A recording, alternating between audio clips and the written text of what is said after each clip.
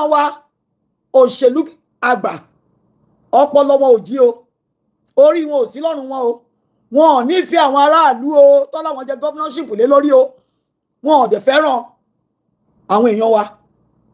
Ṣùgbọ́n n tó wá burú jù ni pé wọn ò ní ìpáyà Ọlọ́run.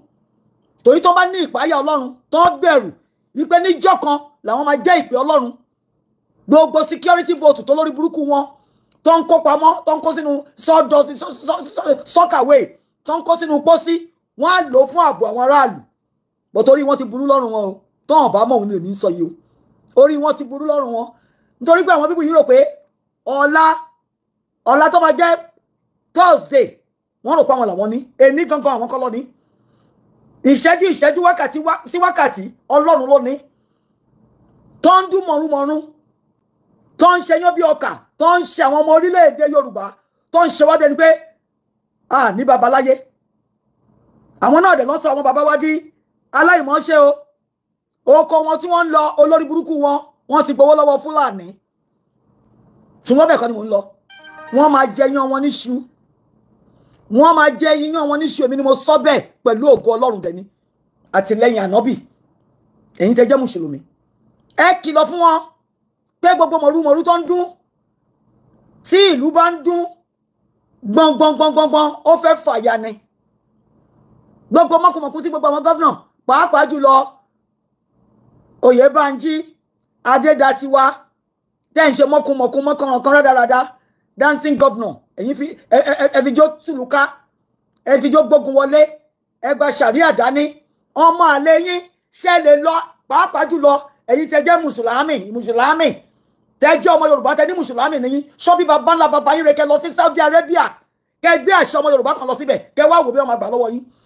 Ẹ wá gba sàríà dání bẹ́ẹ̀ tí ń gbẹgbẹ́ ọtí, ẹ ti ya wèrè.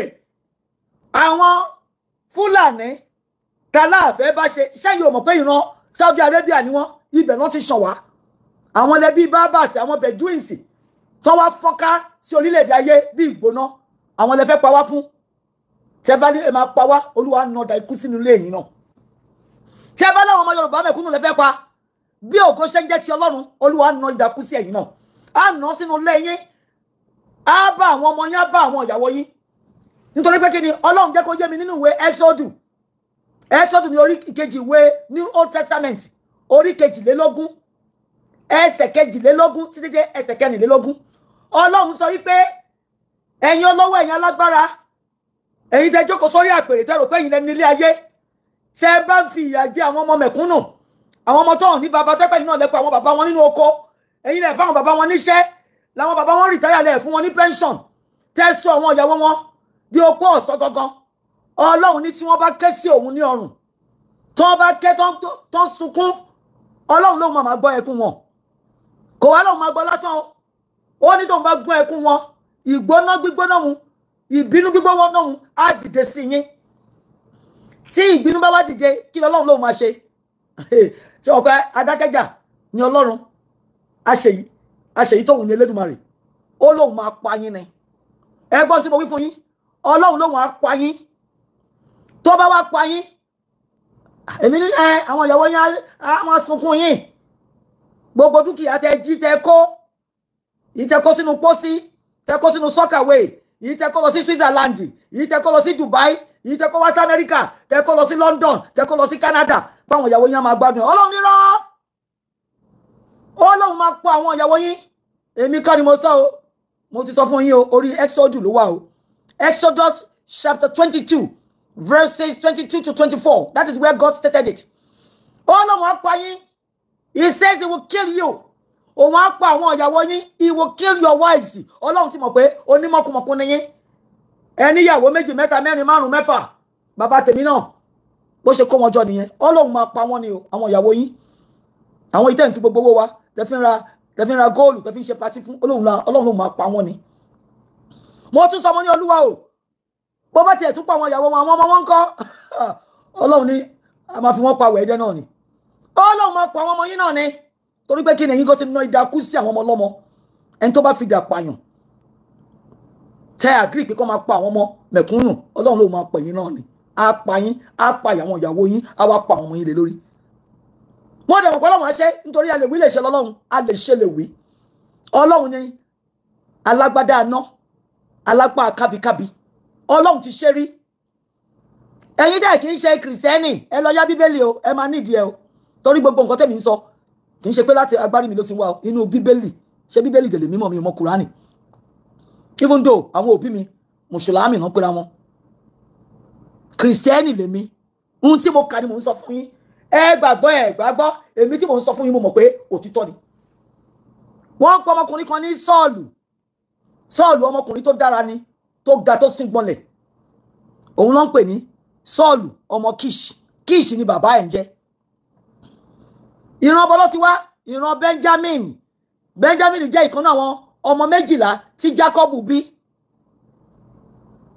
Benjamin jẹ́ àbúrò Joseph yìí tán tà lóko ẹrú sí Egypt ìran Benjamin ni nígbà tí Sọ́ọ̀lù ò gbọ́rọ̀ sí Ọlọ́run bí ẹ̀yin olóríkórí yìí náà ṣe gbọ́rọ̀ sí Ọlọ́run tẹ́ ń ṣe fẹ́nu yín tẹ́ ń ṣe mọ́kùnmọ́kùn rádaràdà rédèrèdè tẹ́ ń pa wá jayé owó tó yẹ kẹ́ ná fún 2 million people ẹ fẹ́ ná fún family méjì Ọlọ́run dáṣẹ́ díẹ̀ fún o bó ṣe sọ fún yín nínú Exodus náà ló ṣe fún King Saul ó mú King Saul lọ sójú ogun ibẹ̀ ni King Saul parí ayé ẹ̀ sí o kò wá dúró níbẹ̀ yẹn o gbogbo ọmọ King Saul àti grandchildren ní King Saul ló pa àlè lẹ́yìn ló pa wọ́n because wọ́n bẹ̀rù ẹ̀ Ọlọ́run ló pa o bó ṣe náà máa pa ẹ̀yin náà nìyẹn kò sí ní tẹ̀lé fẹ́ ṣe bàbá ńlá bàbá yín ò lè sú Ọlọ́run ṣé ẹ fẹ́ Babalọ́lá àbí Fálànà lẹ́pẹ́ pèsè Ọlọ́run kó wá bá Ọlọ́run díje ẹ̀yin amoko mẹ́kọ ẹ̀yin àgbà òṣì àgbà àyà tẹ́ ń ṣe yan bí ọkà tẹ́ sọ ọmọ Yorùbá tẹ́ sọ wá di ẹjọ́ arinlẹ̀ ẹ fẹ́ sọ wá di olórí burúkú ẹ fẹ́ sọ wá di gbẹ̀wù dání ẹ fẹ́ wá sọ wá di mùmú Olúwa ò ní gbà fún yín lọ́rọ̀ kan Ọlọ́run pa Bàsírà gbogbo ilé ayé King Saul rẹ̀ yìí tó bá jọba nú yín tẹ́ rò wípé ẹ wà lórí àpèrè tóhun ilẹ̀ máa ṣe ẹ máa tẹ́ ni o ẹ máa tẹ́ ẹ máa fà tẹ́tẹ́ jì Ọlọ́run Ẹlẹ́dùmarè yìí alápá kábíkábí alágbádá náà ó lè nífẹ̀ẹ́ yín o kò nífẹ̀ẹ́ ohun búburú tẹ̀ ń ṣe o ìkà tẹ́ńbẹ́lẹ́kún ìwà apààyàn tẹ́ ń ṣe Ọlọ́run nífẹ̀ẹ́ sí nígbà tó bá ya lásìkò tó tọ́ àti tó yẹ pàṣán tó yẹ kó fi nà yín á nà yín orí yín á fẹ́ dàrú á nà yín o tẹ́ bá rò pé ẹ ní agbára ohun tó wù yín mọ́kùnmọ́kùn rádaràdà tẹ́ fẹ́ máa ṣe lórí àpèrè tẹ́ wà gọ́vnà níyín ni politician ni ẹ̀yin olè agbéwìrì olè lọ́pọ̀jù náà yín ẹ nífẹ̀ẹ́ àwọn constituency yín ẹ kàn fẹ́ lọ ọbẹ̀ láti lọ jí owó ẹ fẹ́ lọ ọbẹ̀ bẹ́ẹ̀ ṣe máa ra plane bẹ́ẹ̀ ṣe máa ra lé sí Dubai tẹ́ máa ra sí America tẹ́ máa ra sí Potomac tẹ́ máa lọ sí London tẹ́ máa ra sí Liverpool òun lẹ́ ń bá kiri ilé tí ẹ fi tọ́ ọmọ yín ìrì ló máa wo o ìyẹn ti dájú o torí Ọlọ́run tún sọ nínú ìwé mímọ́ pé ojoojúmọ́ lòun bínú sẹ́yìn àṣebí. The Lord is angry with the wicked every day on a daily basis. He will not let you go scot-free. He may love you, but the punishment will still come. He will forgive you, but the scar of the onslaught will remain. Èmi ni mo sọ bẹ́ẹ̀. Ẹ lọ bí David, a man after God's own heart. Nígbà tó pa ọkọ lọ́kọ tó pa ọkọ Báṣẹ́bà nítorí pé ó bá ṣe láṣepọ̀. Ọlọ́run lóhun forgive ẹ. Ó ní ṣùgbọ́n idà ò ní kúrò nínú ilé ìwọ náà. Idà ò kúrò nílé David o. Ọmọ David ń pa David ọmọ ìkan náà àwọn àbúrò ẹ̀ lẹ́gbọ̀n ẹ̀dẹ̀ ni. Nígbà tó pa tán ọmọ náà tún gbógun òun fẹ́ gba po bàbá òun.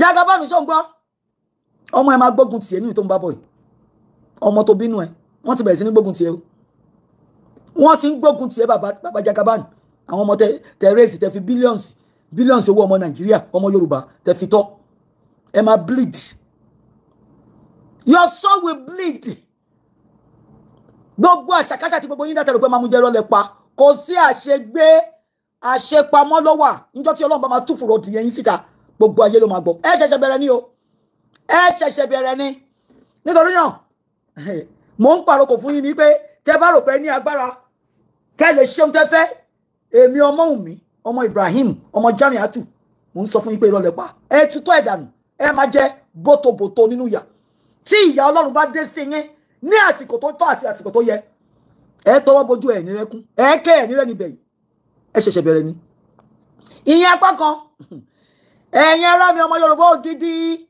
ẹ̀yin ọmọ Yorùbá àtàtà ẹ jọ̀ọ́ ẹ bá mi find out ǹjẹ́ ọba Ògúnwùsì Ọ̀jájá Ẹnìtàn the second ṣó lé oníbàwí ó lóníbà sọ̀rọ̀ ẹ bá mi pé Abímbọ́lá Ọ̀wọ́adé Akeem Abímbọ́lá Ọ̀wọ́adé àdúrà lágbà o pé kádé kó pẹ́ lórí yín kí bàtà kó pẹ́ lẹ́sẹ̀ kí ìrùkẹ̀rẹ̀ kó pẹ́ ní ọwọ́ yín kí àṣẹ kó kún ẹnu yín kó máa flow jáde ṣùgbọ́n tí mo rí kò dàbí pé nǹkan kan dùn lọ́ọ̀dẹ yín o wọ́n lẹ́yìn tún lọ ẹ̀yin ọba tẹ yọ̀ǹgì tẹ kàwé lábúrọ̀dù àbí tẹ ti gbé abúrọ̀dù rí tó yẹ kó rí yín pé tó yẹ kẹ́ mọ̀ nǹkan tó ń pè ní self determination nǹkan tó ń jẹ́ liberation nǹkan tó ń jẹ́ independence nǹkan tó ń jẹ́ afẹ́dádúró ṣé Canada tẹ lọ ọba Aláàfin Akeem Ọ̀wọ́adé ṣé Canada lọ ta sí Amẹ́ríkà tó lòun fẹ́ gba New York lọ́wọ́ wọn ṣé France ó lọ sí Germany ó lòun fẹ́ gba Hamburg lọ́wọ́ wọn ọba Ọ̀wọ́adé ẹ̀yin ṣẹ̀ṣẹ̀ dé orí àpèrè kò tí ì pọ̀ṣù mẹ́fà ẹ wo rádaràdà rédèrèdè tó ti fẹ́ máa ṣẹlẹ̀ lápèrè yín ṣé ẹ bá lọ́hùn sọ̀rọ̀ kẹ́ tó débẹ̀ àbí àwọn politician náà ló tún gbẹ̀yìn náà débẹ̀ tó bá jẹ́ pé Ifá ló mú yín tẹ́ wà lórí àpèrè yẹn ẹ̀ẹ́dúnrẹ́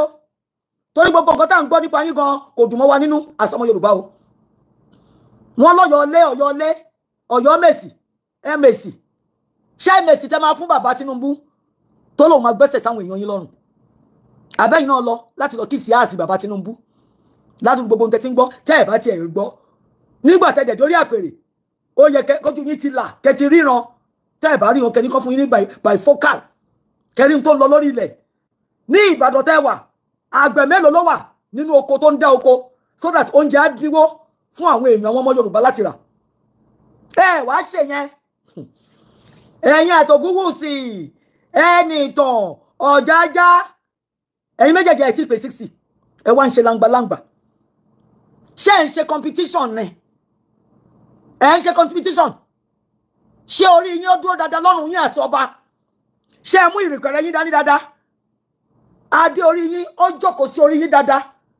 ní ìpẹ̀bí tó mú yín wọ̀ ẹ mọ nǹkan tó ń pè ní dignity ẹ ní etiquette ẹ ní decorum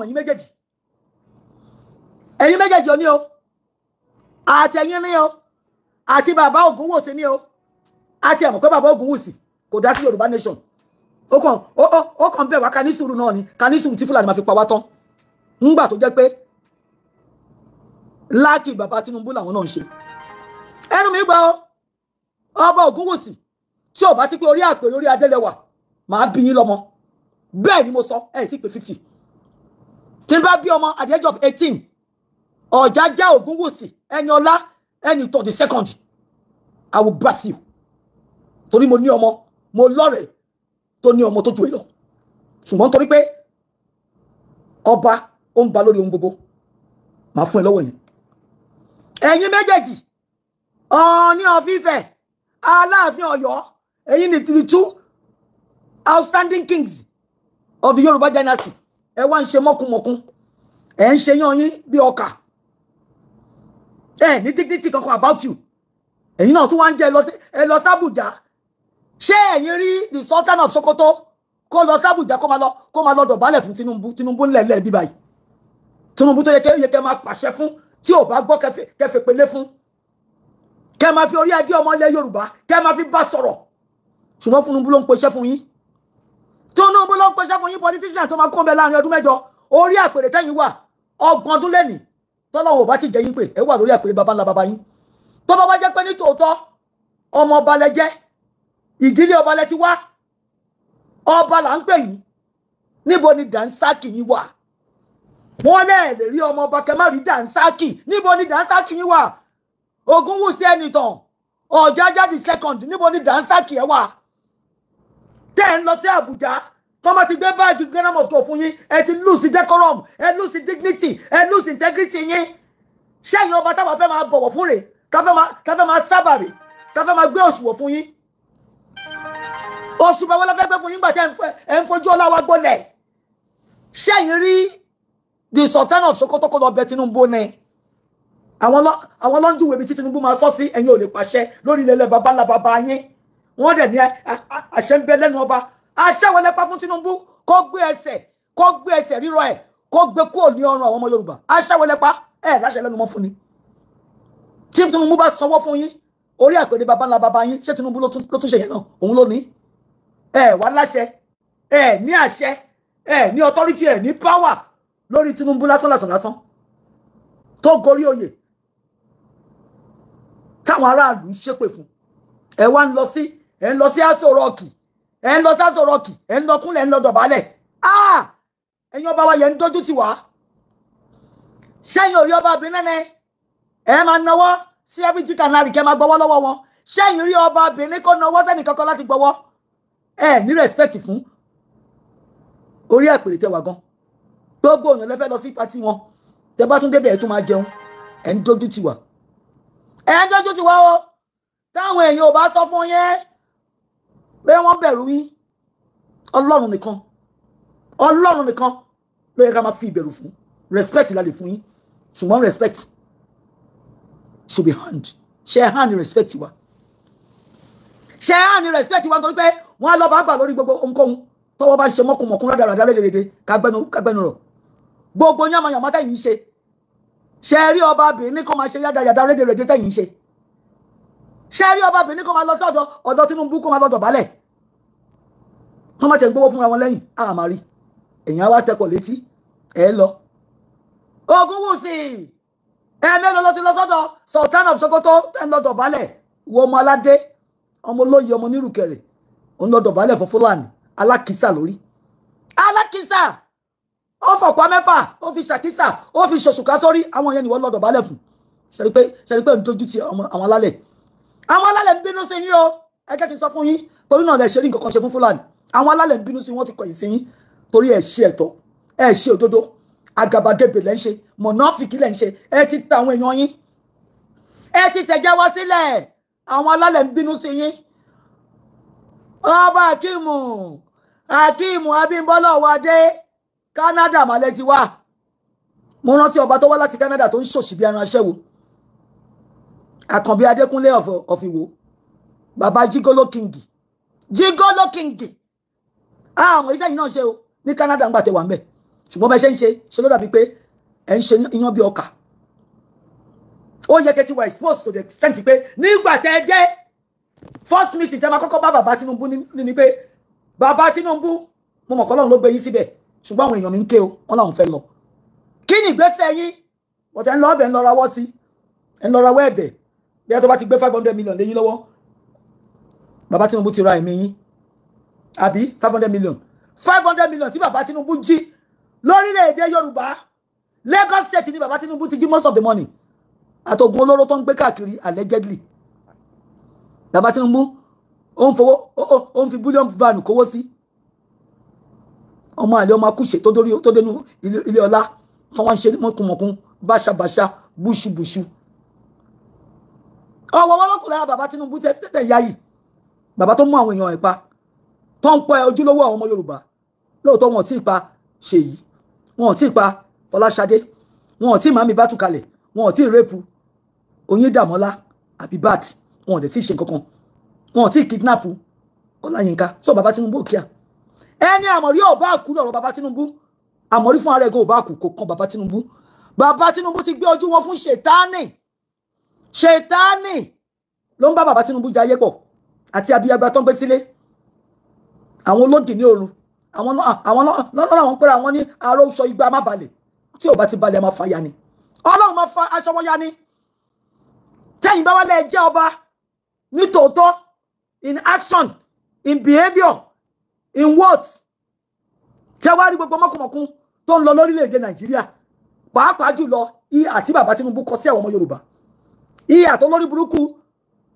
bàbá Olúṣẹ́gun Ọbásanjọ́ ọmọ Joseph Oyejeku of Anambra tó sọ̀rọ̀ ẹ̀dí ọmọ Yorùbá àpàpàdodo tí gbogbo yín ń gbọ̀n lé lórí àwọn ọmọ àlè tó jókòó sí orí èjìká ọmọ Yorùbá gbogbo tó jẹ́ tọmọ Yorùbá tó ń kílèmù ẹ̀ ṣùgbọ́n ìyìn tẹ́jọ́ ojúlówó ọmọ Yorùbá àwa daṣálẹ̀ níwájú àwọn wèrè àtàsínwó yìí bàbá Tinubu ní ọmọ Yorùbá lòun àwọn kan ní ìrágbìjì náà ti wá kán ti ẹ̀gbójú àwọn tó ní wọn tó bí wọn kán gbé sáyé kí gbogbo wa rí wọn ṣojú bí ojú agama lizard ojú bí ojú àwọn apànìyàn ní bàbá Tinubu allegedly by compromise by complicity by collusion apànìyàn mo tún sọ apànìyàn ní Jagaban Bọ́lá Ahmed Tinubu allegedly torí pé kíni wọ́n ń pa wá ní mẹ́sàn-án mẹ́wàá bàbá Tinubu lòun ò rí kankan níbẹ̀ ó wá ń preach cooperation pẹ̀lú genocide cooperation pẹ̀lú insurgents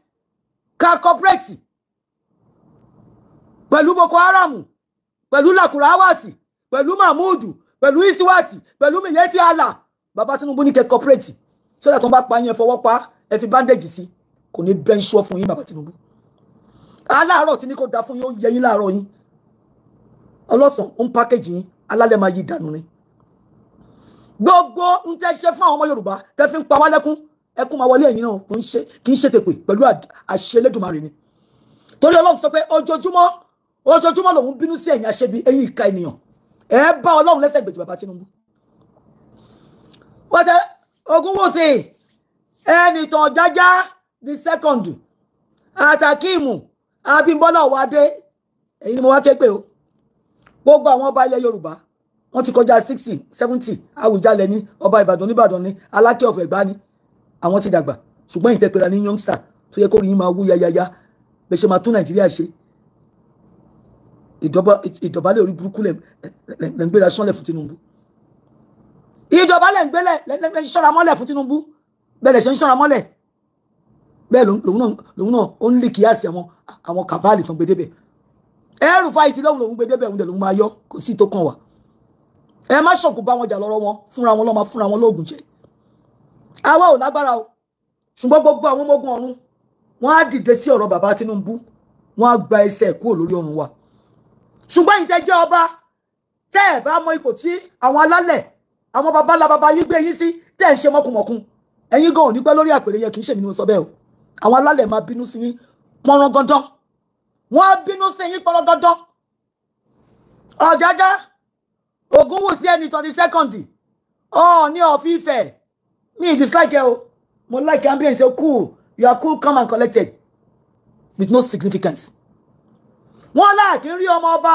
ká má rí Dànsákì níbo ni Dànsákì wà ẹ kàn fẹ́ máa du agbádá kiri kẹ máa gbẹ́rù kẹ̀dùkù rẹ̀ dání kẹ máa pọ́pọ̀ àṣẹ ọ̀pọ̀ àṣẹ tó yẹ kẹtì fi ṣépè fáwọn Fúlàní kán ti du kàtàkàtà kétékété kó lórí ilẹ̀ baba ńlá baba yín àṣẹ wọn ló wá kù àṣẹ tó kù ní sí pé Fúlàní come and take us as your slaves ṣé yẹn lọ́kù ṣáṣẹ yẹn lọ́kù lẹ́nu yín ẹ fẹ́ sọ fún Fúlàní pé you give up come and pack my people just let me become king over your people ìrọ̀lẹ́ pa Fúlàní ò ní gbà kẹ́ṣẹ́ ọba èmi mo sọ fún yín tó bá gba Yorùbá land mọ́ wa lọ́wọ́ tẹ́ bá jẹ́ kó gba Yorùbá land mọ́ wa lọ́wọ́ ọba Ògúnwùsì Ẹnìtàn Jájá ẹrú Fúlàní nìwọ náà máa ṣe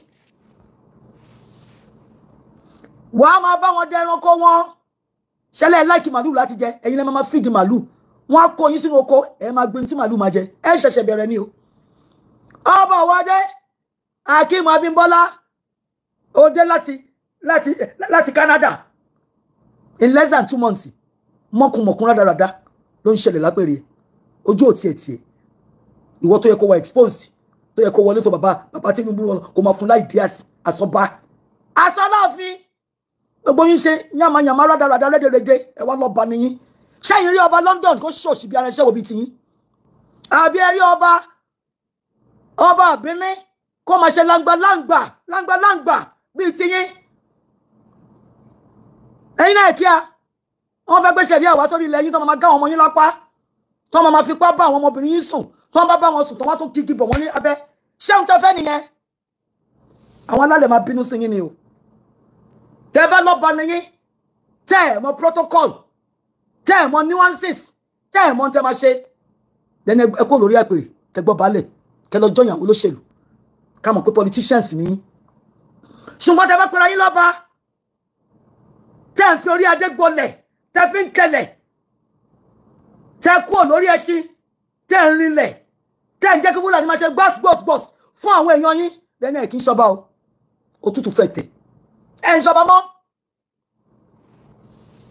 figure head ọba lẹ́fẹ́ jẹ́ yẹn nítorí lórí àpẹẹrẹ táwa yìí Sultan of Sokoto ó ń darí àwọn Fúlàní tiẹ̀ kọ́ máa pa wá lọ ẹ̀yin ò lè darí wa kẹ́ni ká jáde lọ́gbọ́n kẹ́tẹ̀lé wa níwájú ẹ̀ tó bẹ́ẹ̀ ọlọ́dẹ́láyà kó wá wọ̀ alùbọ́lẹ̀ làálù tẹ́ bá tó bẹ́ẹ̀ ẹ declare kí gbogbo àwọn ọmọ Yorùbá jáde mo lè ti torí yín kí mú tíkẹ́ẹ̀tì wálé tí wọ́n bá yín ṣe rálì bọ́tẹ́ ẹ̀ tó bẹ́ẹ̀ ẹ̀rù ń bà yín ọjọ́ nìyẹn gbogbo yín kan pariwo náà tẹ́yìn àti bàbá Tinubu ọjọ́ nìyẹn lẹ́ẹ̀mẹ́tàlá Gumi tí ò gbọ́ iye kankan tó ní mùsùlùmí lòun Gumi lọ bá àwọn terrorist ṣe meeting bàbá Tinubu ọmọ àlè yìí ọmọ àlè ọmọ olódò orin kò tó bẹ́ẹ̀ láti mú Gumi bóde ìjọ wọn mú DSS mú ó láwọn àmì tiẹ̀ ó ní yúnífọ̀mù tiẹ̀ tó ń pa àwọn èèyàn lójúlọ́gbọ̀n nígbà tó mú àwọn cabals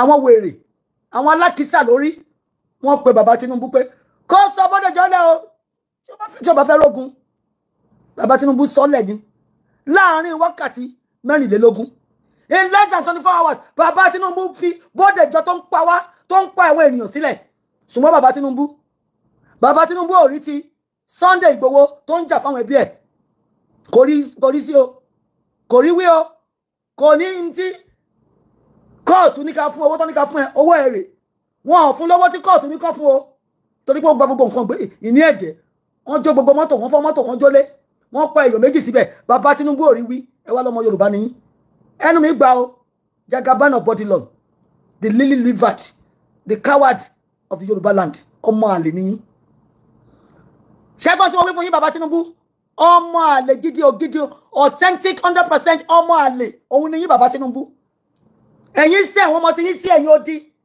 àwọn Fúlàní wọ́n lọ wọ́n bọ̀ bí lẹ̀kẹ̀dí wọ́n lọ bí ìgbóná káàkiri orílẹ̀-èdè Nàìjíríà ẹgbẹ́jú sọ̀wọ́n ní ẹlẹ́fẹ́ kọ́ corporate níjọ́ tó bá corporate ẹ̀yin ló máa padà nù èmi ni mo sọ bẹ́ẹ̀ tọ́wọ́ wọn bá kọwọ́ tán corporate wọ́n ń bọ̀ wá fún yín àtàwọn ẹbí yín tẹ́ bá fẹ́ kẹ́ fi gbogbo Èkó kẹ́ fi ṣe tọrọ kẹ́ mọ́ Ọ̀yọ́ kẹgbẹ́lé wọn lọ́wọ́ kẹ́ mú Kwara kẹ́ fi jù wọ́n bí Àfọ̀njá ṣe a máa bọ́ lọ́wọ́ yín ìtàkùn tó ní kẹ́ni máa wòdò lọ́rọ̀ yín bàbá Tinubu tẹ̀yìn tẹ́rin òun lẹ́ máa lọ tí Ọlọ́run bá máa jù yín sínú omi òkun pupa bó ṣe ju Fẹ́rò sí tó kọrí kankan bí máṣíìnì yìí bò bọ́lá ṣe máa sọ yìí náà sínú omi òkun pupa ni ibi tó bá ti ọmọ Ọlọ́run kó sọ yín sí bó bá fẹ́ kó sọ yín sínú igbó kó ṣáná sí kò sí ìtọ́kàn wá torí apànìyàn ni.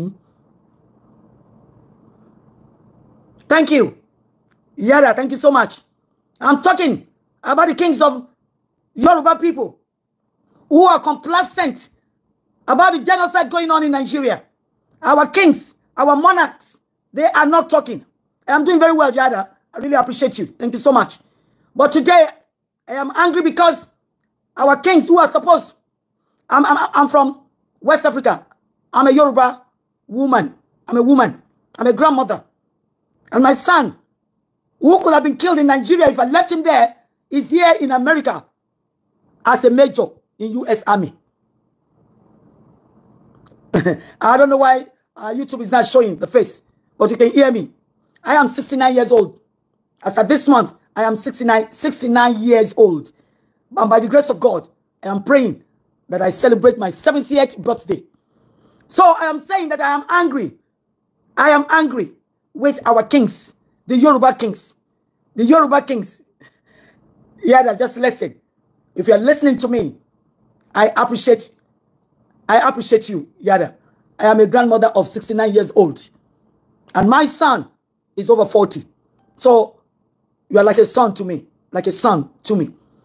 But listen to what I'm saying. If you hear this, help me send it all over your contacts. That Yoruba kings need to rise up and take the bull by the horn. They need to get up and do what is expected of a king who has constituents. Kings are supposed to protect their people. The Yoruba kings are not doing that. They are complicit. They have compromised and they have colluded. And this can't go on. This can't keep on going in that space called Nigeria. We can't keep on allowing our kings to compromise our integrity, our safety, our security. Ẹ̀yin yomi, when you talk about Ojaja, kẹ́ jẹ́ kó bá Ojaja sọ because bó ṣe ń ṣe bí ẹni pé wọ́n ti mú ẹ̀kọ́ yóò kò yé mi o. Ẹ̀yin tẹ́ fẹ́ Akimu, Abímbọ́lá Ọwádéjọba, ẹ bá wọn sọ̀rọ̀, kó má capitulate o, kó má dẹrù Tinubu o, torí gbogbo ẹni tí Tinubu bá bà lé lórí. mọ́kùnmọ̀kún rádaràdá rédèrèdè ló ń ṣe wọn o Tinubu ò kì í ṣe Ọlọ́run o ẹ̀dá Ọlọ́run bíi tiwa ni o kò lè wá gorí àpèrè kó máa wá tẹ̀ wá lórí mọ́lẹ̀ ẹ sọ fún Tinubu pé Ọlọ́run ló ṣẹ̀dá ẹ̀ òun kọ́ ló ṣẹ̀dá wa Ọlọ́run ló ṣẹ̀dá wa kò ní wá fi ẹ̀mí wa wéwu lọ́wọ́ Fúlàní ló ń pèsè fún Tinubu àwọn El-Rufai àwọn Ango Abdullahi gbogbo àwọn mọ́kùnmọ̀kún rádaràdá rédèrèdè tó ń sọrí burúkú wá bí láti Gambia ni láti Senegal ni láti Saudi Arabia ni tó wá ń gùn lórí wa mọ́lẹ̀ ẹ bá wa sọ fún bàbá Tinubu òun ló bá wọn jẹ ló bá wọn mu tó bá jọ fẹ́ kúpọ̀ kan lọ sórí burúkú wọn síwájú bí wọ́n máa jókòó lé wa lórí ọrùn ìrànlọ́pàá Olúwa máa yànnàyàn wọn ni torí àní gbà wọn ò ní fún wa lódìndín àwa gan ò ní gbà ní kọ́tà lọ́wọ́ wọn kán ya tètè mọ̀ àjọ máa wọ ṣòkòtò kan náà ni n tó bá gbà la máa jọ fún torí bàbá Tinubu kọ́ nìkan kọ́ lọ́wọ́ Yorùbá kò lè wá tà wá fáwọn ẹni bí àwọn dáràn àwọn panipani apànìyàn kò lè wá tà wá tó bá fẹ́ tààyàn tó fẹ́ ṣe sacrifice bàbá Tinubu bíbí ọmọ 5 kó mú ìtó bá fẹ́ nu wọn kó lọ fi tọrọ tí ò bá mú ọmọ ẹ̀ àwọn sọ̀ngbẹ́tọ́ tán fẹ́ kú fún kó múnú wọn kó má mú àwọn ọmọ mẹ̀kúnnù àwọn ọmọ tó máa ṣe ọmọ fáwọn òbí wọn kó múnú wọn ṣé báwọn ni bàbá Sanwó-Olú bó bá fẹ́ mú Sanwó-Olú kó fi Sanwó-Olú lẹ̀ fún wọn Fẹ́mi Gbàjàbíàmí ọ̀rọ̀ nǹkan tó bá fẹ́ kó fi dájọ́ fún Fúlàní Kàdóso nǹkan ṣé báwọn lọ́jọ́ ń jíwó wa allegedly kó fi wọ́n fún wọn Yẹmí Kàdóso ìbá yìí tó bá jí fún bàbá Tinubu níjọ́ tó bá jáde kó lórí àpèrè yẹn wàá rí wọ̀n ẹ́ kékeré ni ẹ̀mí fi olè tí ẹ máa lékè nǹkan torí pé ọmọ Yorùbá ni ẹ àwọn ọmọ Yorùbá dìrọ̀ mọ́ ẹ wọ́n á gé ẹgẹ wọ́n á sọ ẹ́ lóko Yẹmí Kàdóso tó bá fẹ́ tó bá ra plane 150 billion tó ra yáàtì tẹ kọ́wọ́ fún Umahi Calabar road Calabar walkway tẹ fẹ́ ṣe 700 kilometers tẹ́ ẹ̀ tí ì ṣe 30 tẹ́ ẹ̀ ń purọ́ fún àwọn ọmọ Nàìjíríà gbogbo ẹ̀ lọ́lọ́run máa bí yín tí gbogbo yín ṣojú bí ojú tẹ́ntẹ́ tí mo gógóró yó mo ti rí pé orí yín ti dàrú sọ́dọ̀sì ló kún lórí yín ẹ̀ lè rorí mọ́ bẹ́ẹ̀ ṣe máa jí mọ́ àmọ́ ni I me and myself lẹ́ ń bá kiri Ọlọ́run á jẹ́wọ́ bó ṣe jẹ́ fún gbogbo yín ẹ̀ lápamukun mẹ́kọ̀ọ́ ni ló pọ̀ jù nù yín gbogbo ẹ̀yin Yorùbá tẹ́pẹ́rẹ́ yín politician tẹ́ wà ní Senate tẹ́ wà ní House of Assembly tẹ́ ń kí sí àsì bàbá Tinubu Nàìjíríà máa ṣẹlẹ̀ sí yín o á ṣẹlẹ̀ sáwọn ọmọ yín mo bá yín gbàládùá tí Nàìjíríà ò bá ṣẹlẹ̀ sí yín Fúlàní á ṣẹlẹ̀ sí yín màá wá wo igbe tẹ́fẹ́ ké ẹni tẹ́fẹ́ ké lọ́ba ẹ̀yin amukú mẹ́kọ alágàbàgebè oníkòmọkòtò ẹ̀yin ajẹlójú àlejò ẹ̀ máa sọ fáwọn constituent yín kan vote fún yín tẹ́ bá dé Senate tẹ́ dé House of Assembly ẹ̀ máa tutukutu yìí tí ò tukutukutu ẹ̀ máa wo bí mùmú ẹ ti jẹ màálù Fúlàní ọpọlọ yín ti yòrò ẹ ti jẹ màálù Fúlàní kò sọpọlọ lórí yín mọ́ ẹ ti di mùmú kalẹ̀ ẹ̀yin àti káwu Fúlàní mú lẹ́ ń ṣe ẹ̀yin àpọ̀dà amukú mẹ́kọ àwa wítọ́ ẹni lawmakers ni yín lọ́wọ́ lẹ ṣe tó benefit aráàlú lẹ́yìn 30-40 million tẹ́gbà tí lẹ́ ń fi ṣe máa bá yín gbàdúrà ẹ máa fi wo kó àtàrùn náà ni ẹ̀yin oníkòmọ́kòtò àgbà òṣì ẹ̀yin oníjẹkújẹ ẹjẹ́ náà àrí lára yín gbogbo yín lẹ dàbí wèrè kalẹ̀ táwọn òbí mad person Akpabio ìwọ náà fi ṣe president of the Senate Olúwa ti bẹ̀rẹ̀ sí ní disgrace yẹ wèrè Wike ìwọ ń dágọ́mú so torí pé o fẹ́ dáńsọ bàbá Tinubu ó ń ba orílẹ̀-èdè ibi tó ti jáde jẹ́ àwọn alálẹ̀ ẹ̀bẹ̀ máa bínú sí ẹ ṣọ́gbọ́n tí mo sọ fún ẹ yín sọ̀mù wọ́n ní yín sọ̀mù ni ẹ wà rí pé yín ugly ni ẹ yín ugly Wike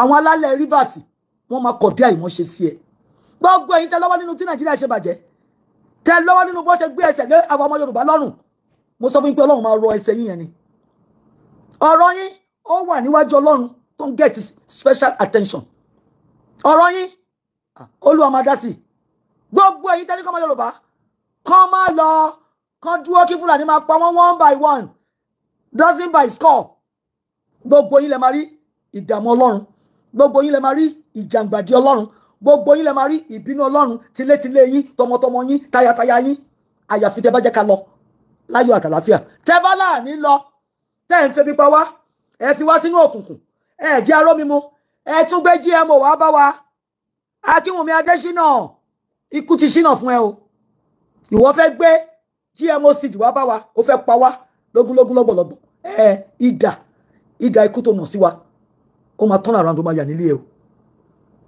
àwọn wípé wọn ní president of agriculture nìyẹn tí wọ́n bá jẹ́ agriculture kì í ṣe organic seed ló máa ní ká gbìn ká lè wà healthy ká lè live long títí tọ́lọ́jọ́ máa fi dé ó wá lọ gba GMO wa lọ́wọ́ wèrè Bill Gates money miss road Akínwùmí kú ṣínà tí kú bá ṣínà ìwọ ló máa wọ̀ o kì í ṣàwàlà máa bẹ̀ wò so GMO tó gbé wá genetically modified organisms tó gbé wá sí orílẹ̀ Nàìjíríà Ọlọ́run máa bàjẹ́ mọ́ ẹ lọ́wọ́ ni o nítorí náà mò ń pe gbogbo yín lọ́ba níjòyè gọ́vnà ni ẹ̀yin bàbá wa ní Olúwa ní ọ̀rọ̀ ti tọ́ lẹ́nu yín ni àbẹ́ ẹ̀ láṣẹ mọ́ látọ̀dọ̀ Ọlọ́run ẹ̀ láṣẹ bọ̀tẹ́ láṣẹ láti sọ fún àwọn ọmọ ọ̀jọ́ yín kọ́ńdà $1 million àṣìmọ́ lọ́wọ́ owó nìkan ni wọ́n mọ̀ ká òun kọ́lé bí ẹyẹ ṣé nígbà tó bá pa gbogbo àwọn ọmọ Yorùbá ẹ̀ tán àwọn ọmọ Fúlàní àwọn ọmọ inú igbó àwọn tílé wà tán nínú igbó làwọn fẹ́ máa gbé àwọn ló ń kọ́lé fún ẹ̀yin aláìmọ̀kan Elijah wà ń bẹ̀ aka ni thank God ní pásítọ̀ nìyí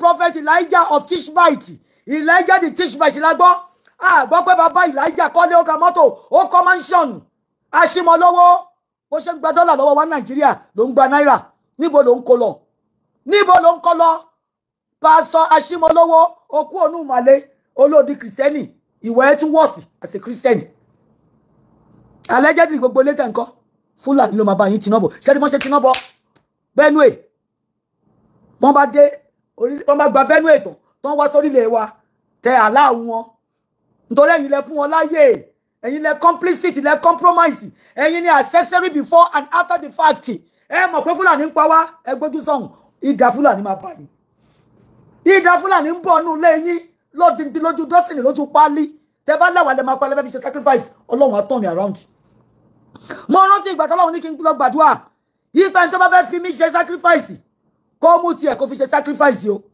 mo gbà ládùúrà o mo gbà láàwẹ̀ o kò rí mi fi ṣe sacrifice o ọmọ ẹ̀ ló fi ṣe o nítorí náà mo sọ lẹ́nu pẹ̀lú àṣẹ Elédùmarè gbogbo ẹ̀yin tẹ́lẹ̀ fẹ́ fi àwọn ọmọ Yorùbá ṣe sacrifice bí ògo ṣe ń jẹ́ ti Ọlọ́run tí ẹ̀mí Ọlọ́run bẹ ẹ máa mú àwọn ọmọ yín ní one by one ẹ máa fi wọ́n ṣe sacrifice tó bá jẹ́ pé tó pẹ́ fẹ́ do as governor ni politician nẹ́nẹ́ whatever tẹ́ bá fẹ́ jẹ́ tẹ́lá wà lẹ́fẹ́ máa fi ṣe tutù mo pa aláṣẹ lẹ́nu torí ọmọ aláṣẹ ni mí according to ìwé Jóòbù orí 22 ẹsẹ̀ 22 ó ní kí n sọ̀rọ̀ jáde kí àṣẹ kó gùn mo sọ̀rọ̀ jáde lẹ́nu pẹ̀lú àṣẹ Elédùmarè pé gbogbo ẹ̀yin ẹnikẹ́ni ènìyàn kẹ́nìyàn alágbára ni o olówó ni o gọ́vnà ni o ọba ni o president ni o tẹ́lẹ̀ fẹ́ fi àwọn ọmọ Yorùbá ẹ fẹ́ fi rúbọ fún Fúlàní àwọn panipani àwọn darandaran àwọn apànìyàn èèyàn tẹ́ bá lọ́wọ́ ọmọ Yorùbá lè fẹ́ fi ṣe sacrifice kán lè fi yín lọ́rùn lẹ̀ mú nírọ̀ lẹ́pa Ọlọ́run á dẹ̀ máa mú àwọn ọmọ yín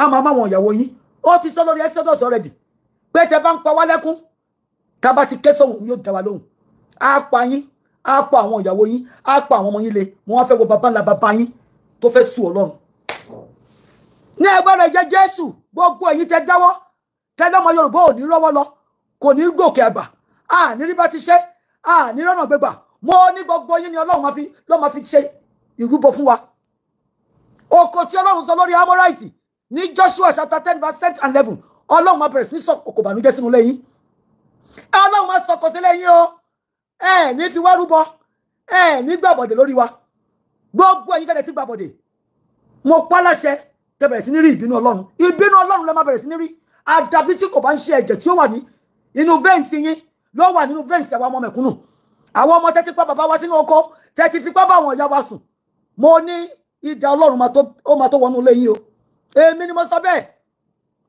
Ọlọ́run really thank you my sister our God is a merciful God but he abhors wickedness Ọlọ́run ò sí lẹ́yìn àṣebí ojoojúmọ́ Ọlọ́run dẹ̀ ń bínú sí yín ojoojúmọ́ Ọlọ́run bínú sí yín o ó bẹ̀rẹ̀ látorí ọ̀gágun tẹgbẹ́ síbẹ̀ Mani Mr. Mani Lieutenant Colonel Mani ìwọ ń fi àjà àwọn ọmọ tó máa ṣe gáàdì wa Major General Abdullahi Abdullahi ìwọ náà ó ń sẹ́ni àwọn àmì wa káwọn Boko Haram máa pa wọ́n tán bá pa wọ́n tán wọ́n ní kó wá gba ìbọn wọn ìbọn the same ìbọn tó fi ń jẹ́ kó máa pa wọ́n yẹn wọ́n máa fi pa ẹ́ wọ́n á pa ẹ́ wọ́n á pa gbogbo ọ̀ràn ẹ̀ ìdà tó fi pa ènìyàn wọ́n máa fi pa ìbọn náà kò jù bẹ́ẹ̀ lọ. So ìyẹn lámì bá mi sọ fún wọn ẹ jẹ́ kí mẹ́sẹ̀jì yìí dọ́dọ̀ ọba Ògúnwùsì Ọ̀jájá ẹni 22nd ọba Ọọ̀ni of Ifẹ̀ kan yẹ ṣe lágbàláǹgbà ẹ bá mi sọ fún Akíìmù Ọ̀wọ́adé Abímbọ́lá Ọ̀wọ́adé Aláàfin of Ọ̀yọ́ ọba tá ń gbàdúrà lọ́sàn lóru pé kí ajé pẹ́ lórí wọn bọ̀ tó ń ṣe lágbàláǹgbà ẹ bá mi sọ fún wọn pé ọmọ ọba lọ́pẹ́ra wọn o èmi ò tí ì rí dànsákì wọn o wọn ní tabarọ ọmọọba a ní láti rí dànsákì agbádá nìkan là ń rí kò sáṣẹ. You have not been able to provide solution to Yoruba problems. You have not been able to speak out your truth to power. What are you called a king for? Ọba Benin sọ̀rọ̀ àwọn èèyàn gbọ́ o.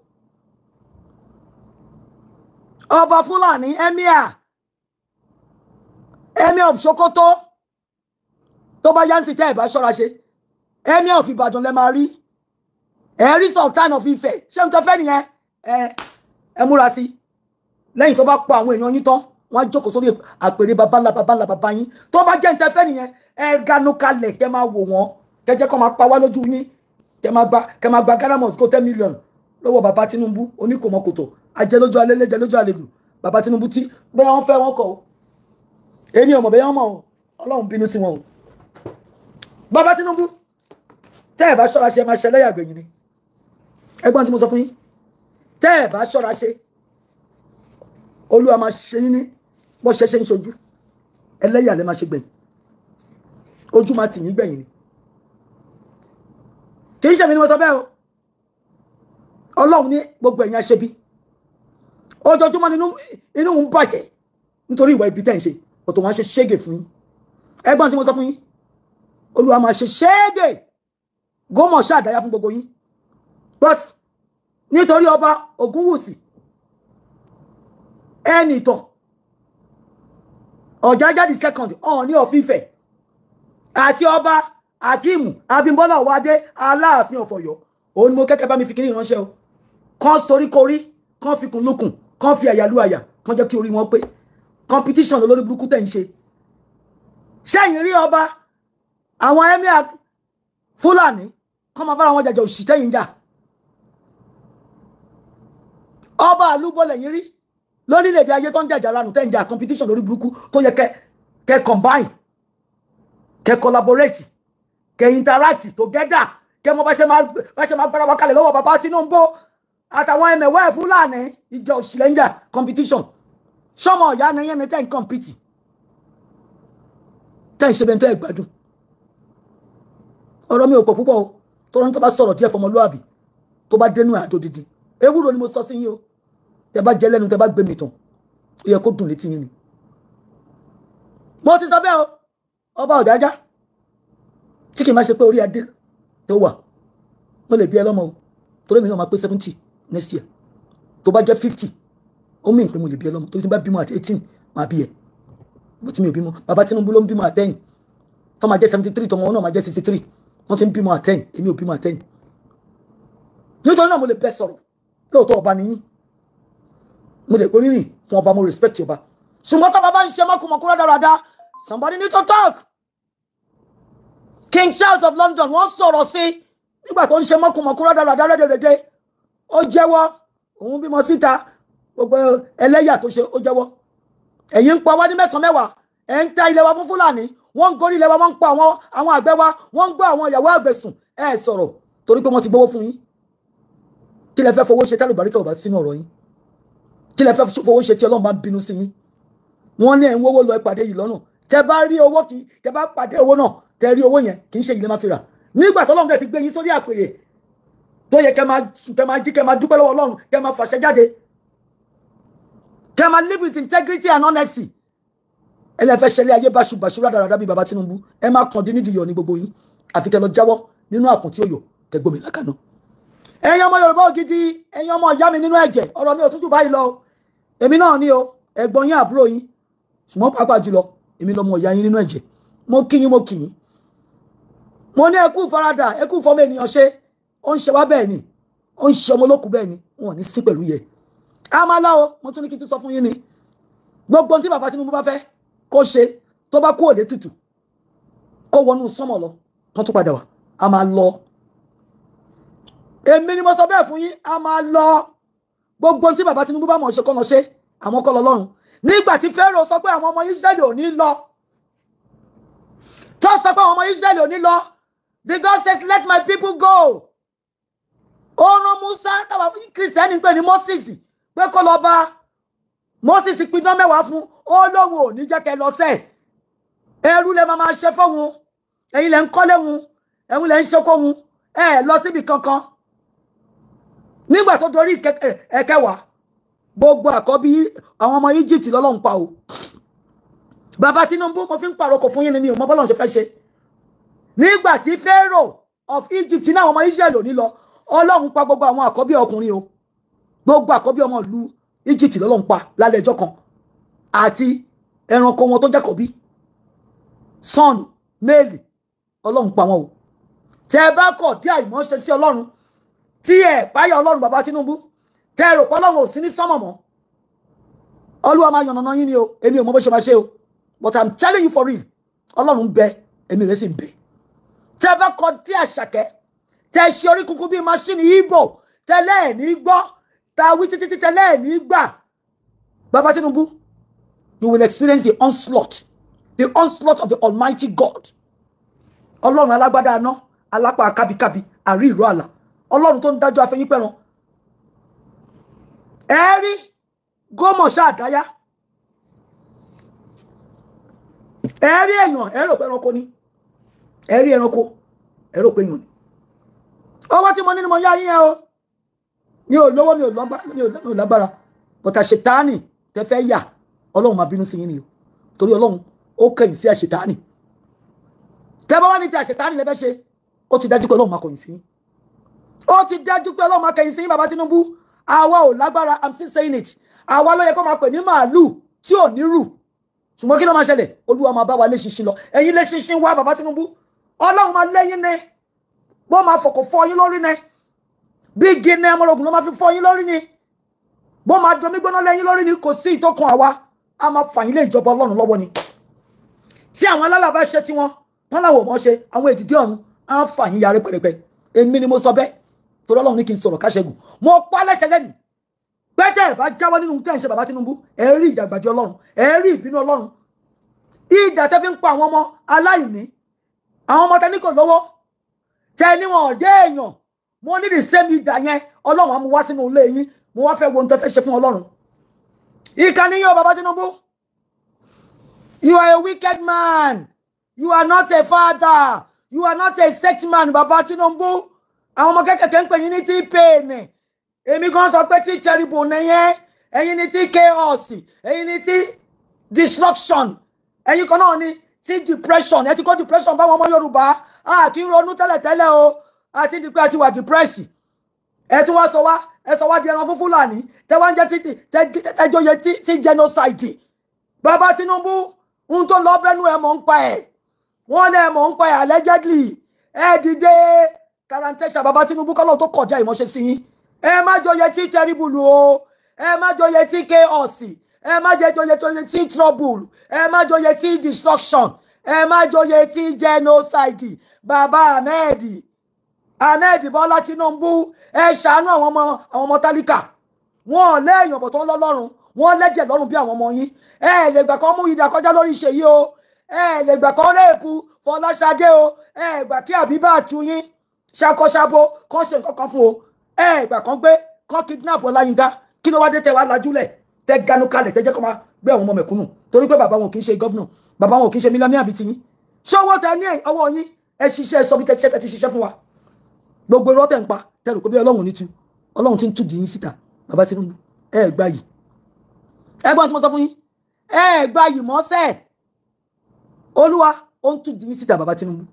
Tẹ́ ẹ bá gbọ́wọ́ jókòó jẹ́ tẹ́ láwọn lẹ fẹ́ fi ṣòtùtù Olúwa máa nọdà sílé yín ni o a nọdà kú nọdà àrùn sílé yín àwọn tó ń tẹ̀lé yín lẹ́yìn tó ń sọ pé ẹ máa jó làwọn wẹ̀yìn yín 2027 ẹ̀yin ni ṣán àwọn gan wọ́n mọ̀ báwọn máa wà láyé ní 2027 bèèrè tàṣẹ yín gangan ẹ ṣáà ti pé 90 ṣọmọ 90 ò tí ì tó kó lọ ni tẹ́ bá lọ kò lè jẹ́ bànújẹ́ kò sí ìyá yín àti bàbá yín láyé so kò lè jọ́fọ̀ ẹ̀ẹ́dẹ̀ tí lọ́mọ tó ti 62 èmi gan 62 kí àmì tó kú so ẹ̀ ń ṣọ̀fọ̀ tẹ́ bá dáwọ́ lórí nǹkan tẹ́ ń dáwọ́ lẹ́yìn tẹ́ ń jẹ́ kí Fúlàní máa pa wá ní mẹ́sàn-án mẹ́wàá bàbá Tinubu ìdàkú Ọlọ́run àánú sílé yín Ọlọ́run máa kọ̀ díẹ̀ ìmọ̀ṣẹ́ sí yín gbogbo àwọn tó bá fẹ́ bá yín gbàdúrà tó bá jẹ́ lórí òtítọ́ á gba bàbá Tinubu tó bá jẹ́ lórí àbòsí lórí ète mọ̀nàfìkì Ọlọ́run máa yí dànù ni wọ́n sọ fún yín ní pé nínú ìwé Àìsáyà orí 54 ẹsẹ̀ 15 Ọlọ́run ní òun lòun dá alágbẹ̀dẹ tó ń fẹ́ iná sí gold tó fẹ́ mọ òun lòun tún dá ẹni tó máa yí dànù tó máa fẹsẹ̀ yí dànù so bàbá Tinubu gbogbo tẹ́ bá mọ̀ ṣe tó jẹ́ níbi Olúwa máa fẹsẹ̀ yí dànù ni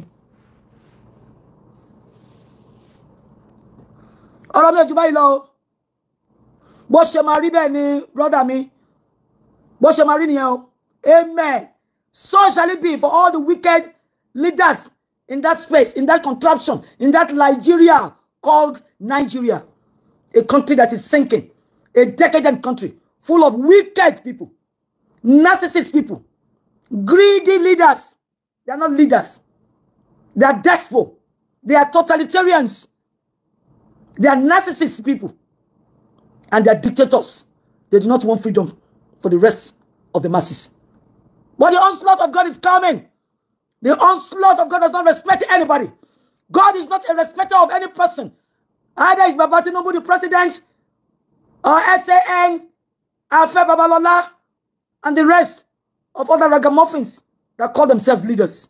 God is not a respecter of any of you. He will deal with you according to the works of your hands. Bó ṣe máa rí fún yín nìyẹn, Ọlọ́run á deal pẹ̀lú yín gẹ́gẹ́ bí iṣẹ́ ọwọ́ yín. Ẹ̀yin oníkòmọ́kòtò, ẹ̀yin ìka ènìyàn. Ẹ̀yin ajẹ́ lójú onílé jẹ́ lójú àlejò. Àwọn ìyàwó yín gan abiyagba ta pé sílé tó ń wò yín kẹ́ máa pa àwọn ọmọ. Tó ń wò yín kẹ́ máa pa àwọn ọmọ. Fọ̀tún ọgbà. Ọgbà kẹ́yìn kankan. Kó mú dàkọjá lórí ọmọ tiwọn. Ọ̀tà wọn ń pọ ọmọ lọ́mọ. Wọ́n ń gbà káwọn kọ wọn. Wọ́n máa pọ ọmọ lọ́mọ. Gbogbo yín lè máa rí ìbànú. Àṣẹ ti gùn. Thank you my brother. Àṣẹ gùn. Bàṣẹ sọ̀rọ̀ Ọlọ́run fàṣẹ ó ń fi àmì sí. All the wicked leaders in that country called Nigeria, you will experience, you will see the onslaught of the Almighty God. We may not have power. We may not have money. We may not have position. We may not have title. But we have the Almighty God. The Almighty God, the creator of the heaven and the earth. We have him as a mighty warrior. As a consuming fire. He will consume all the dross of these wicked and greedy leaders. Wicked. They're wicked to the core. But you will see the onslaught of God. And that is a surety. That is a certainty. I promise you that. You will see the onslaught of God. And so shall it be. Eshe when you brother me. Mr. Edward, Mr. Tunji, Eshe, Oluwadoteyin. Ẹ máa encourage àwọn èèyàn wa. Kọ́ máa ṣe bẹ̀rù, kọ́ máa ṣe ṣojo. Torí Ọlọ́run sọ nínú Isaiah orí 29 ẹsẹ̀ 10. Oh, do not be afraid. Do not be dismayed. I am your Lord, your God. I will help you. I will strengthen you. I will help you with the right hand of my righteousness. Ọlọ́run ni a máa ṣe bẹ̀rù. Ká máa ṣe ṣojo. Òun ni Ọlọ́run wa. Òun yóò ràn wá lọ́wọ́. Òun yóò fún wa ní agbára. Òun yóò fà wá sókè pẹ̀lú ọwọ́ ọ̀tún agbára ẹ̀. Ọlọ́run tẹ́ bá gbójúlé nìyẹn. Àwa ò níbọn o. Àwa ò ń ṣàpàyàn bí àwọn Boko Haram. Kì í ṣe panipani. Kì í ṣe mùjẹmùjẹ. Bí Iswati, bí Boko Haram, bí Lakurawasi, bí Mahmudu, bí Suraju. Bọ́tọ̀ ọmọ Ọlọ́run ni wá. Ọlọ́run á dẹ̀ jà fún wa. Torí àwa ni màálù tí ò ní rù. Olúwa ló máa bá wa lé ṣinṣin yín lọ. Ẹ̀yin oníkòmọ́kòtọ́ yìí. Ẹ ṣé wọn àwọn ará mi. Màmá rí yín bá. Thank you so much. I so much appreciate you. Thank you. Thank you for your encouragement. And may the Lord continue to guide you, to protect you, and to preserve you until the day of our Lord Jesus Christ. Thank you. Bye-bye. Bye. Thank you very much. So long. 24 hours electricity, 24 hours internet, maximum security ó wà ńbẹ̀ 24 hours ni. Àwọn workers wà ńbẹ̀, kitchen wà, gbogbo àwọn nǹkan lílò inú ilé tẹ́ máa fi feel at home bí pé ilé yín lẹ wà. Ó wà nínú direct service apartment. tí ẹ bá débẹ̀ ẹ ní regret. Wọ́n ní 3 bedroom, wọ́n ní 2 bedroom, wọ́n ní a room serve in case ẹ̀yin family tẹ́ bá lọ síbẹ̀. And each room ló ní bedroom títẹ̀, very nice bedroom, jacuzzi, everything ó wà ńbẹ̀. Kò sí nǹkan tẹ́ fẹ́ tẹ́ kò sí ńbẹ̀. Fún àǹfààní ẹ̀yin tẹ́ bá wá ní interest sí, WhatsApp number tí èmi Lady K Ìfẹ́olúwa show tí mo ń lò nísìn, òun lẹ ń wò lójú screen yìí. Ẹ pè mí or kẹ́ text mi, màá send contact wọn sí yín. Ẹ lè make more inquiry nípa ẹ̀. It's a very nice place. It's a place tó jẹ́ pé you will feel as if you are in your own home. You will have peace of mind. Kò sẹ́ni tó fẹ́ pariwo sí yín létí, kò sẹ́ni tó fẹ́ disturb yín. Ẹ lè dáná bó bá ṣe wù yín in your own apartment, not another person's apartment, not general kitchen. Each apartment ló ní kitchen ní títí ẹ̀. You can cook as much as you like. Freezer wà ńbẹ̀, everything wà ńbẹ̀. I need 24 hours light. Kó jẹ́ 1 week lẹ fẹ́ lò tẹ́lẹ̀ fẹ́ rí oúnjẹ jẹ tẹ́lẹ̀ fẹ́ jẹ better nílùú Nàìjíríà. Just call any one of the attendants. Send them to the market if you don't want to go to market by yourself. Send them to the market. Ẹ sọ nǹkan tẹ́ bá fẹ́ fún wọn. Ṣé ọ̀bọ̀kún ni? Ṣé ẹja tútù ni? Irú àwọn ẹja tútù wo lẹ fẹ́ kọ́ lọ bá yín? Àwọn bá yín gẹ̀tẹ̀ ní ìpodò. Àwọn nice oúnjẹ tẹ́ bá fẹ́ sè. Ẹ fẹ́ sè àwọn ògúnfe gidi ẹran aláwọ̀. Wọ́n á bá yín lọ gẹ̀tẹ̀. Ẹ sè nǹkan yín nínú kitchen yín fún ara yín. Tẹ́ bá dẹ̀ fẹ́ sè fún ara yín. Ẹ pè any one of the workers níbẹ̀ tó jẹ́ àwọn obìnrin, àwọn òṣìṣẹ́ lóbìnrin tó kọ́ṣẹ́mọṣẹ́ ló wà ńbẹ̀. Wọ́n á bá yín sè, wọ́n á bá yín dish gbogbo ẹ̀ sínú freezer. Ẹ kàn máa gbé ni, ẹ máa microwave sẹ̀, ẹ máa jẹ nǹkan yín títí tẹ́ máa fi kúrò ńbẹ̀. Ẹ ní ìdàtí lọ oúnjẹ jẹ káàkiri. Ẹ ní ìdàtí dára yín láàmú. Tẹ́ bá jí láàárọ̀ tẹ́ fẹ́ kó wá bá yín ṣe oúnjẹ nínú room yín, you just call them, just press your phone, call any one of the attendants. They will come to you, prepare your food for you, do everything for you. Má dẹ̀ bá títí wọn lọ. It's a very nice place. Washing machine is available. Everything. And name it. Very fine place. So gbé ite bá ní interest sí. Àbẹ́yìn tẹ́ bá wò pé wow, mo léyàn tó jẹ́ pé ibi tó gbọ́dọ̀ lodge sí ni. Àbẹ́yàn tó ti wá ibi tó máa lodge sí ní Nàìjíríà. Ẹ fún wọn ní WhatsApp number mi, ẹni kan pè mí, kí n fún wọn ní phone number wọn, kí wọ́n pè wọ́n. Ẹni tó níbẹ̀ ò sí ní Nàìjíríà. Is a very nice place. Ojú òní tiwa, mi ní wá yín tì. Kò sí pé traffic yọ yín lẹ́nu, kò sí pé ariwo ti pọ̀ jù. Àdúgbò yẹn ti wà too lousy. Kò sí gbogbo yẹn bẹ́ẹ̀. Very cool and calm area. Òun ni Dearest Service Apartment ló wà. Ẹ ṣé ojú òní tì. Lẹ́yìn yẹn gbogbo yín tẹ́ bá nídìí oògùn ní iléeṣẹ́ TL Natural Bar. Kò sí oògùn diabetes mọ́ lọ́dọ̀ ti tèmi. Mo sọ fún ẹ̀yin èèyàn wípé ní orí ìkànnì mi ò ní gbé nǹkan tí ò dá wá fún yín. That is why mo máa sọ fún àwọn èèyàn pé tẹ́ bá ra product, tẹ́ bá ṣe ń lò, ẹ máa try láti call ẹni tẹ́ lò rà lọ́wọ́ ẹ̀, kẹ́ máa jẹ́ kó mọ bó bá ṣe ṣiṣẹ́ sí. And people were doing that. I thank everybody for that. Now, ẹ̀yin tẹ́ fẹ́ ní ìdògùn diabetes, kò sóògùn diabetes mọ́ ó ti tán, because wọ́n rush ẹ̀ ju bí mo ṣe rò lọ. Àwọn tí mi ò polówó fún ara mi tó jẹ́ pé wọ́n rà ni wọ́n tún polówó fún àwọn èèyàn, àwọn ló kó tán. Àwọn ẹjọ́ torí Ọlọ́run wọ́n fún mi nọ́mbà yín ni wípé ògùn diabetes ẹ̀ ń tà. Èèyàn tó rà lọ́wọ́ yín ló ní pé kí n pè yín. Àwọn ni wọ́n ra gbogbo ògùn diabetes yẹn tán. Fún àǹfààní yìí tẹ́ bá ní diabetes, trust me, ẹ wá ra ògùn diabetes, but for now kò sí mọ́ nílẹ̀. So by God grace, maybe by next month, yes, next month ó yẹ kó dé. Tó bá ti dé, màá wá display ẹ̀ fún wa, màá jẹ́ ká mọ̀ wípé ó ti dé. Ẹ̀yin tẹ́ bá dẹ̀ fẹ́ jẹ́ kí n mọ̀ wípé ẹ need ẹ̀ sílẹ̀, ẹ pè mí, màá lè save number yín, because mo ti list orúkọ àwọn tó need. Mo ti list ẹ̀ sílẹ̀, màá lè add orúkọ yín mọ́. So tó bá ṣe ń dé, kò ní sí pé kí ló dé tí mi ò wá rírà, because àwọn kan ti bá mi jà pé Lady K kí ló dé tí mi ò rírà. Àwọn ẹlòmíì ò tètè sanwó, ìgbà táwọn ẹlòmíì máa sanwó oògùn ti tán. Bí mo ṣe wà nísìnyí mo ti jàwé èèyàn lógún owó diabetes. Mo dẹ̀ sọ fún wọn pé ṣé refund owó yín, wọ́n ní kí n kó dání. Anytime tógùn bá ti dé, kí n bá wọn send ẹ̀, mo ti kọ orúkọ wọn sílẹ̀. Because ìgbà tí wọ́n gbà ká nọ́mbà lọ́wọ́ mi, wọ́n ò tètè sanwó. Ẹlòmíì sanwó gan, wọ́n sọ fún mi báwọn ti sanwó, wọ́n send receipt, wọ́n send anything. Later mo rí receipt ògùn diabetes ti tán. But trust me, ó yẹ kẹ́ mọ̀ pé Lady K kò ní jẹ́ anybody lólè. Ṣé bẹ́ẹ̀ ni mo fi sọ ní gbangba táì. Èmi ò ń jáyàn lólè. Ẹni tó sanwó fún mi gan tí mi ò gẹ́ẹ̀tì nọ́mbà wọn mọ́, mo pariwo lórí kíní. Dádì kan san $100 fún mi, dádì kan sanwó. Wọ́n ti pè mí, mo ti bá wọn send ọjà wọn. I'm so happy fún yẹn. So iṣẹ́ mi ó dá mi lójú. Now ìtọ́ wá wà available láti iléeṣẹ́ TL Natural Bar. Ìyàwó tó kù lẹ́sìn, òun ní oògùn jẹ̀díjẹ̀dì.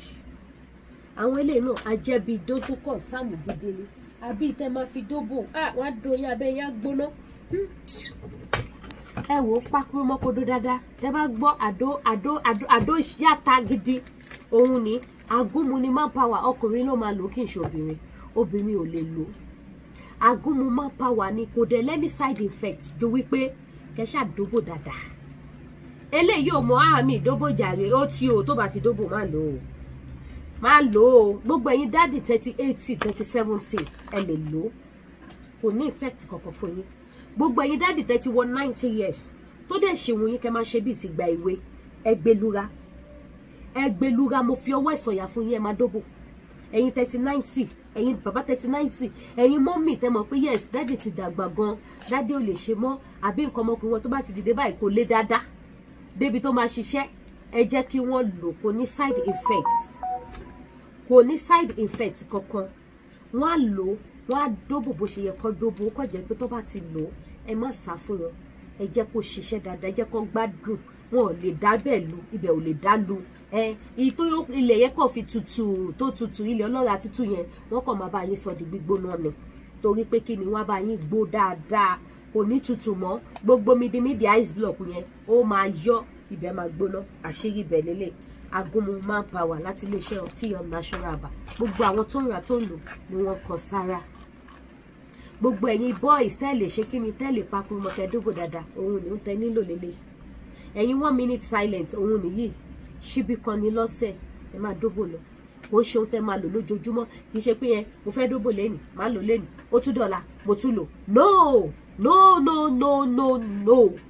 1 spoon per week is okay anytime tẹ́ bá ti ríṣẹ́ báyìí gbogbo ẹ̀ bá máa tún dìde lára yín ẹ tún bẹ̀rẹ̀ ṣẹ́ yín lọ nìyẹn bó ṣe jẹ́ nìyẹn sọ ẹ̀yin tẹ́ bá nífẹ̀ẹ́ sí ẹ gbá mi láago bákan náà ẹ̀yin tẹ́ bá fẹ́ ra àwọn jewelries ẹ jẹ́ wò mí fẹ́ kí programu igun ó ti ń gùn ẹ jẹ́ kó fẹ́ nu polówó ẹ wò ẹ̀yin tẹ́ bá need àwọn jewelries lọ́lọ́kan òjọ̀kan ẹ pè Lady Kefì Olúwaṣọ mo láwọn new set of jewelries ṣe àwọn jewelries mi kì í ṣe ti tẹnu tẹ́ bá pè mí tá bá jọ ṣe video call ẹ select àsùn yẹn ẹ ní mọ ìtẹ máa mú they are all beautiful sin is belief ẹ pè mí ká jọ ṣe video call kẹrí wọn fún ara ilé wọn sọ pé Lady K mú yẹn mo fẹ́ yẹn tí bá ṣe pé mọ́mí ìṣẹ́ láìkẹ́lẹ́ náà ẹni mu ni ṣe ilé náà tún ẹ máa pe mu ni mo ti rẹ́ni tó pe mú dáadáa mú dórí 10 wọ́n bá ní ó ti di mélòó báyìí mo ló ti di 10 wọ́n ní Lady K mi máa ní stress ju 2 lọ ó yá jẹ́ kí n máa tún wo padà at the end of it wọ́n ra 5